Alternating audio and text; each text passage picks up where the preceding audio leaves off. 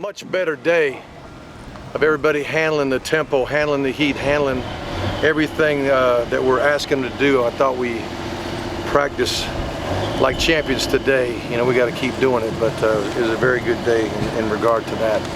So any questions you might have, let it rip. When you say practice like champions, I mean, what specifically did they tell you?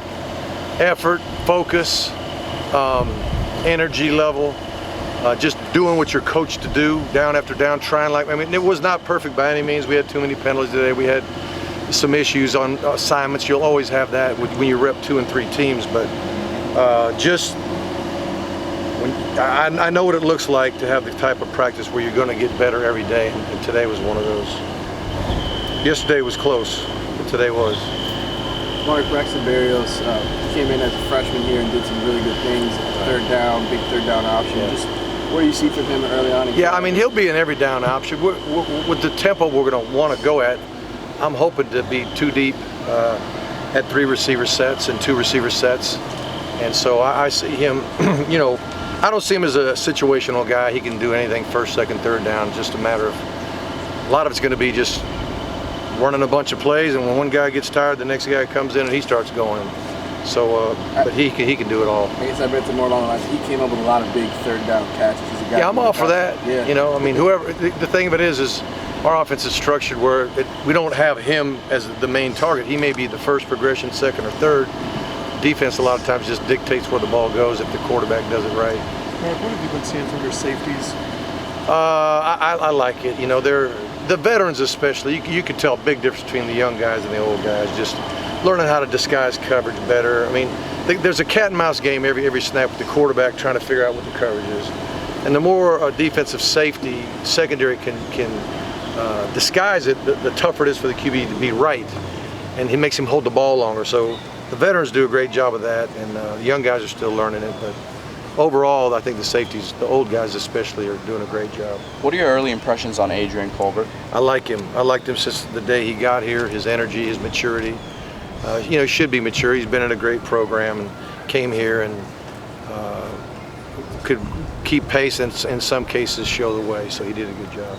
What's it like to, you know, the transition from safety to cornerback, and does he have a chance to, you know, get in a lot of plays this year? Well, oh yeah, he'll play a lot. He'll play on specials too, but he's long, athletic, fast, and I know most every safety works on man coverage skills anyway, so he's not really that rusty at all. Where's Malik Rozier at in your mind? He's in the pack. Kaya, pack. That's what I got right now. We talked to a couple of the quarterbacks yesterday. What's sort of the timeline for naming a number 2? I'm not making any promises, but it could be as early as the first scrimmage, but I'm not. I want to have peace that I'm doing the right thing, but sooner or later we got to get the reps for the number 2 guy. And if I have to wait till even after the 3rd scrimmage, which gives me still 10 practice days prior, I think I'll still be okay. Where is Malik? What do you like about what he does? What does he you know, Malik knows what he's doing. Malik has to take it from the meeting room to the field like the rest of them. I think when plays break down, he has a tendency to want to make something special happen, where sometimes you just burn the ball. Sometimes you just throw it, you just take a sack even, you know what I mean? So I think wanting to make every play a great play, that sometimes it's not good. I always say, don't turn a bad play into a catastrophe. If it's a bad play, burn the ball. We'll punt. I'm okay with that. So sometimes he has a tendency of wanting to stretch more out of a play than he should. Mark, we saw Michael Pinckney on the bike today. Is there anything with that? Yeah, just I think it's quad or ham or something's bothering him a little bit. We don't think it's serious, but enough to where he wasn't going full speed. And then with Grace, exam day for him? Yeah, final day of exams. We had a few guys doing that today. Mark, you had said a couple weeks ago with the summer that you wanted everybody to be bored. This is going to be the last one because I don't want the players to wait long, but okay. Go ahead, say it again. You wanted your players to be bored with the playbook because Yeah. that means they know it. Where do they stand right now with that? You know, 2 days into camp. there's still a lot to learn and a lot of variables, but I want them to be bored in that it's the same thing. It's a consistent message. In this coverage you do this, and that coverage you do that. In this look you run this way, and that look you run that way. I mean, it never changes. So in some ways, you know, I want it to be boring in that they know it so well that when the heat comes, they'll be able to function well and not panic. All right, appreciate you guys. Thanks, Mark. Yeah.